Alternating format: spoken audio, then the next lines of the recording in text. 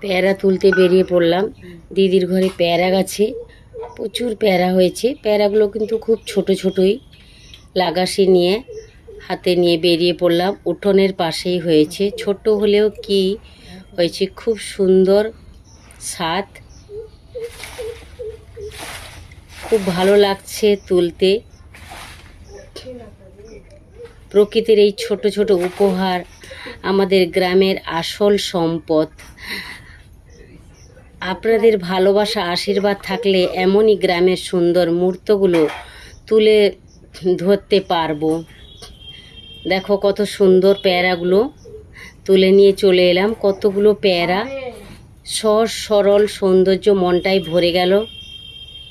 কতগুলো পেয়ারা তুললাম দেখো, খুব ভালো লাগছে। কি সুন্দর দেখতে গ্রামের এই সরল সৌন্দর্য, মনটা ভরে যায়। তখন তো দেখিয়েছিলাম এই যে পেয়ারা গাছ থেকে পেয়ারা তুলেছিলাম, এখন বসে খাবো, সেইটা তোমাদের সাথে শেয়ার করবো। এই যে ঝুড়িতে পেয়ারা, আর সাথে আছে কি বলো তো, এটা হচ্ছে খেজুর কুল। দিল্লি থেকে আমার দিদির ছেলে পাঠিয়েছে, খুব ভালো খেতে এই খেজুর কুলটা। আর এবার পেয়ারাটা খাচ্ছি, তোমরা দেখো পেয়ারার স্বাদটা খুব ভালো। ছোট হলে কি হবে, খুব সুস্বাদু, খেতে খুব ভালো লাগছে। গ্রামের পরিবেশটা তুলে ধরলাম।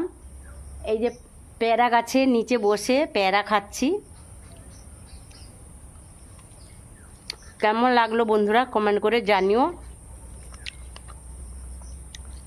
এবার যে কুল দিদির ছেলে পাঠিয়েছিল দিল্লি থেকে, কুলটা দেখেছো কত সুন্দর, খেতে খুব মিষ্টি।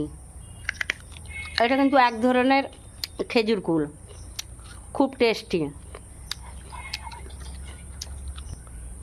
এটা এখানকার কুল নয়, তাই বললাম এটা অন্য ধরনের একটা কুল, খুব ভালো লাগছে খেতে, তাই তোমাদের সাথে শেয়ার করলাম।